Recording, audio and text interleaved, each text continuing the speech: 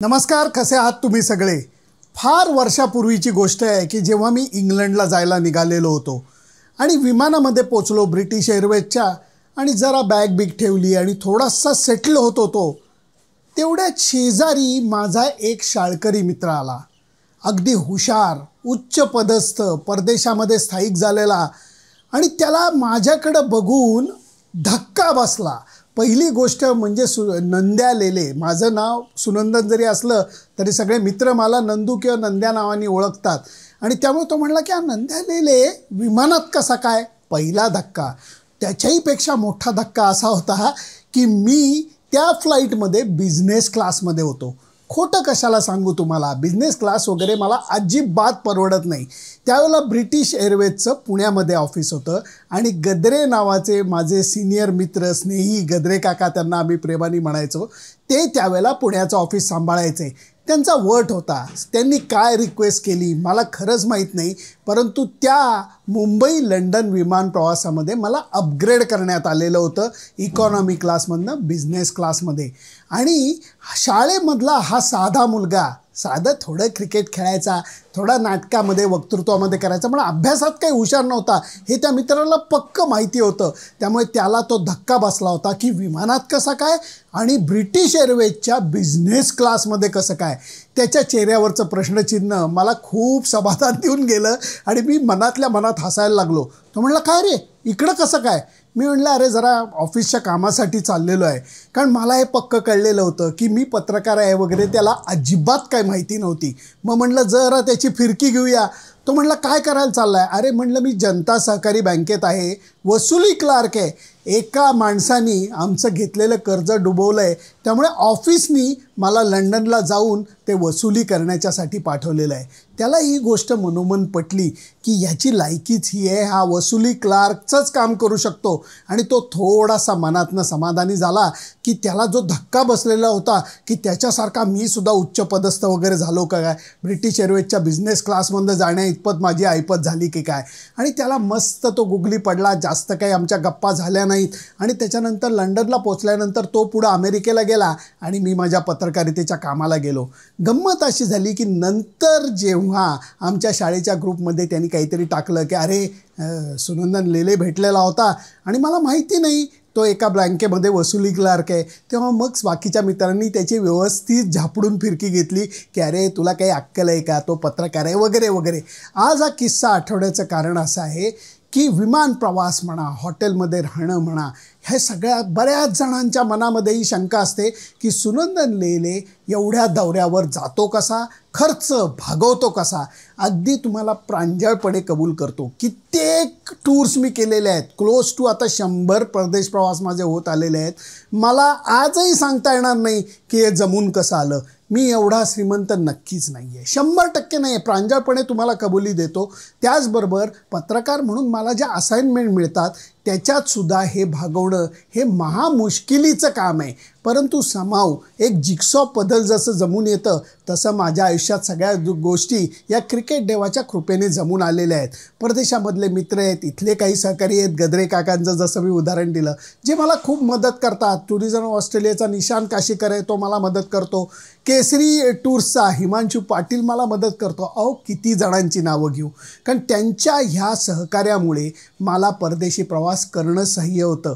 Sandy व्हिसावाला आहे माझा, संदीप जोशी नावाचा मित्र, जो व्हिसाच्या प्रोसेसिंग मला मदत करतो. खूप जणांची नावं मला घेता येतील आणि म्हणून हे प्रवास मला शक्य झालेले आहेत.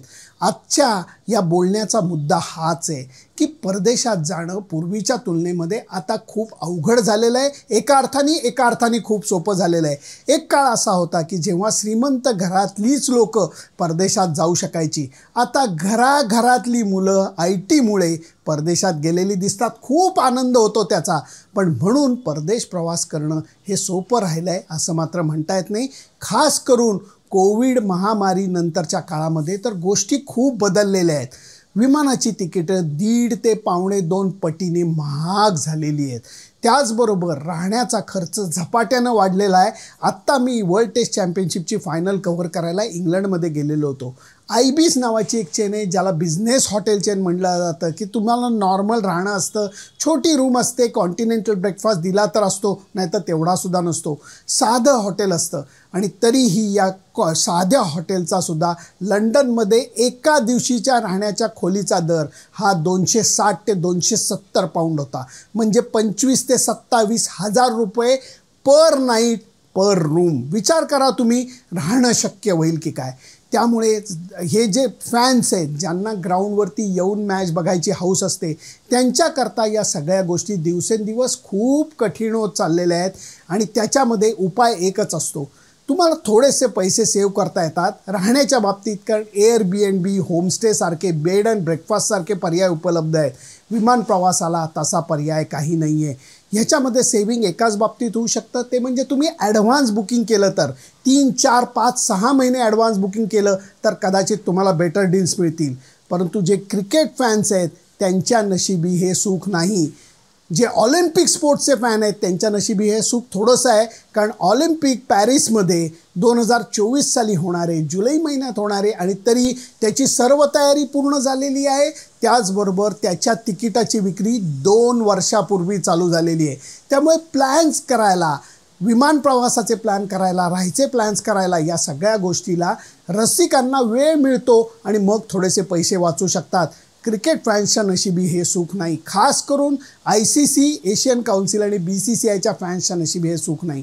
ॲसेसच्या नशिबी थोडंसं आहे, कारण दरवेळेला इंग्लंड आणि ऑस्ट्रेलिया बोर्ड एकत्र येऊन टूरचा प्रोग्राम इतका सखोल आणि इतक्या अगोदर डिक्लेअर करतात की फॅन्सना आपलं ट्रॅव्हल, आपला स्टे प्लॅन करायला वेळ मिळतो.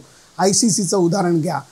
मुख्य जो वर्ल्ड कप आहे, T20 एक दिवसीय वर्ल्ड कप भारतामध्ये होणारे, ऑक्टोबर-नोव्हेंबर महिन्यात होणारे, त्याच्या तारखा अजून जाहीर झालेल्या नाही आहेत. हा व्हिडिओ सादर करताना मला ICCचं इन्व्हाइट आलेलं आहे मंगळवारच्या प्रेस कॉन्फरन्सचं, ज्याच्यामध्ये ICC बहुतेक हे वेळापत्रक जाहीर करणार आहे. पण तुम्ही विचार करा, जुलै महिना आलेला आहे, जुलै, ऑगस्ट, सप्टेंबर 3 महिने फक्त उरलेले आहेत आणि ऑक्टोबर महिन्यात ही स्पर्धा चालू होणार आहे. त्यामुळे जे सेव्हिंग करण्याची शक्यता होती विमान प्रवासाचं, राहण्याचं, ते आता होणार नाही आहे. एशियन क्रिकेट काउन्सिलचं उदाहरण घ्या की एशिया कपच्या तारखासुद्धा अजून जाहीर झालेल्या नाही आहेत, जेव्हा ती स्पर्धा 1 महिना अगोदर म्हणजे सप्टेंबरमध्ये असणार आहे श्रीलंकेमध्ये. कारणं याला विविध आहेत, कारण भारत आणि पाकिस्तान 2 देशामध्ये अजिबात सख्य नाही आहे. एका अर्थाने राजकीय युद्ध हे त्यांचं सातत्याने चालू आहे. पाकिस्तानमध्ये एक प्रकारचा अराजक माजलेला आहे. त्यांच्या राजकीय समस्या या दिवसेंदिवस वाढत आहेत, आर्थिक समस्या दिवसेंदिवस वाढत आहेत, आणि त्यामुळे त्या देशामध्ये जाऊन क्रिकेट खेळायला सहसा कुठलाही संघ राजी होत नाही आहे. भारत तर अजिबातच राजी होत नाही आहे.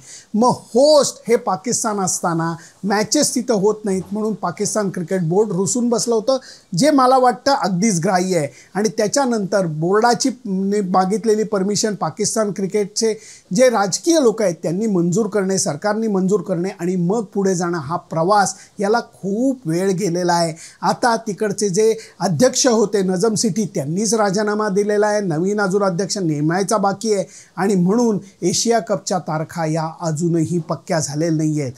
कित्येक वेळेला असं होतं की जेव्हा टीम हॉटेलमध्ये एखाद्या खेळाडूला मी भेटायला जातो तेव्हा सहजी तो खेळाडू विचारतो, लेले साहब यही रुके हो क्या? तेव्हा मला त्यांना सांगायला लागतं की मित्रांनो, एकदा फक्त स्वतःच्या पैशांनी 5 स्टार हॉटेलमध्ये जिथं टीम राहते तिथं राहण्याचा विचार करून बघा खर्च किती होतो. त्यांनी चेक केल्यावर कळलं, आत्ता इंग्लंडच्या दौऱ्यामध्ये 550 पाऊंडाला एक रूम होती एका रात्रीसाठी. विचार करा, 550 पाऊंड. सोपं आहे हे खर्च करणं? अजिबात सोपं नाही आहे. आणि त्यामुळे खेळाडूंना जाग आली की बाप रे बाप, एवढा खर्च करायला लागतो. तर त्यामुळे त्यांना कळून चुकलं की एखाद्या माणसाला जर का परदेशात जाऊन मॅचेस बघायच्या असल्या तर त्या किती खर्चिक आहेत. आणि त्याच्यानंतर मग मनात विचार येतो की खेळाडू असू देत, BCCI असू देत, ICC असू देत, एशियन क्रिकेट काउन्सिलचे अधिकारी असू देत, यांना या काही गोष्टीचा फरकच पडत नाही. त्याचं कारण त्यांच्या सगळ्या गोष्टी बोर्ड अरेंज करत असतं. समजा वेस्ट इंडिजला टूर जायची असली, 1 महिना अगोदर फक्त वेळापत्रक जाहीर केलं, खूप कठीण आहे वेस्ट इंडिजला जाण्याचं. तुम्हाला सांगून खोटं वाटेल, परंतु मी एक गंमत एक्सरसाइज म्हणून करून बघितला. तेव्हा मला कळलं की वेस्ट इंडिज टूरचं जर का सगळे सामने कव्हर करण्याचं मी वेळापत्रक आखलं, विमान प्रवासाचा खर्च काढला, तर इकॉनॉमी क्लासचा विमान प्रवासाचा खर्च 3.5 ते 4 लाख रुपये होतो. त्याच्या पुढे राहण्याचा खर्च, त्याच्या पुढे खाण्याचा खर्च आणि इतर खर्च की लोकल प्रवास आहे, हे आहे, ते आहे, टॅक्सी आहे, ब्रेकफास्ट आहे, या सगळ्याचा खर्च वेगळा. शक्य नाही. एका महिन्याच्या टूरसाठी कुठल्याही अर्थाने वेस्ट इंडिज टूर ही फिजिबल होत नाही आहे. कारण वेस्ट इंडिज टूरचा वर्तमानपत्रासाठी काडी मात्र उपयोग नाही. कारण सामना रात्री 11ला चालू होतो, सकाळी 4:30, 5, 6ला संपतो. त्यामुळे त्या अर्थाने उपयोग होत नाही. या सगळ्याचा विचार केला की हे कळतं की ज्यांना पैशाची ददाद नाही, म्हणजे ICC असू दे, BCCI असू देत, एशियन क्रिकेट काउन्सिल असू देत, चार्टर फ्लाईट करतील, सगळीकडे जातील, 5 स्टार हॉटेलमध्ये राहतील, त्यांना खर्चाचा प्रॉब्लेम नाही. सामान्य प्रेक्षकांचं काय, सामान्य फॅन्सचं काय? पण जे संयोजक आहेत त्यांना एक गोष्ट पक्की माहिती आहे, तुम्ही कितीही गैरसोय करा, तुम्ही कितीही उशिरा वेळापत्रक जाहीर करा, परत एकदा मैदानं, प्रेक्षागृह खचाखच भरणार आहे. कारण डिमांड अँड सप्लायमध्येच खूप मोठी तफावत आहे. इतकी प्रचंड मोठी डिमांड क्रिकेट फॅन्सकडनं आहे, त्या मानानं विकायला गेलेली तिकीटं ही खूप कमी आहेत. आणि त्यामुळे या सामान्य फॅन्सचा विचार केला जात नाही आहे. याचं मला खूप वाईट वाटतं. कारण तुम्ही फॅन्सना नुसतं गृहीत धरत नाही आहात, तर तुम्ही त्यांना कमी लेखताय. त्यांच्या सुखसोयींचा अजिबात विचार केला जात नाही आहे. आणि या सगळ्यामध्ये कारणं आहेत, मी कारणं नाहीत असं म्हणत नाही, गंभीर कारणं आहेत. भारत-पाकिस्तान संबंधाची कारणं आहेत की ज्याच्यामुळे वर्ल्ड कपचं वेळापत्रक, एशिया कपचं वेळापत्रक हे जाहीर करण्याला उशीर झालेला आहे. परंतु ह्याच्यामध्ये संयोजकांनी, BCCI असू देत, ICC असू देत, एशियन क्रिकेट काउन्सिल असू देत, थोडासा विचार त्यांनी फॅन्सचा करायला पाहिजे. एकीकडे भारतीय खेळाडू जे आहेत, क्रिकेटर्स आहेत, ते फॅन्सना भीक घालत नाही आहेत, कुणी त्यांच्याशी प्रेमाने बोलत नाही आहे. सिक्युरिटी अधिकारी असे काही त्यांच्या भोवती असतात की कुठल्याही क्षणी कुठल्याही खेळाडूवरती हल्ला करायच्या तयारीत जणू काही फॅन्स आहेत. लहान लहान मुलांनासुद्धा प्लेयर्सची सही घेण्यापासून कित्येक वेळेला दूर लोटलं जातं. मग तो खेळाडू जर का मन मोठं करून येऊ द्या म्हणला, तर त्या लहानग्याला येऊन दिलं जातं. या सगळ्या गोष्टी खूप बदललेल्या आहेत. ह्याच्यामध्ये फॅन्सचा विचार कोणी करत नाही, हीच गोष्ट मला खटकते आहे. माझा मुद्दा मी मांडला, तुमचा या गोष्टीशी सहमती आहे की नाही मला जरूर कळवा. तुमची ऑब्झर्वेशन्स काय आहेत मला जरूर कळवा. आणि त्याच्याकरता माझं फेसबुक पेज, माझं यूट्यूब चॅनल सबस्क्राईब करायला विसरू नका. धन्यवाद.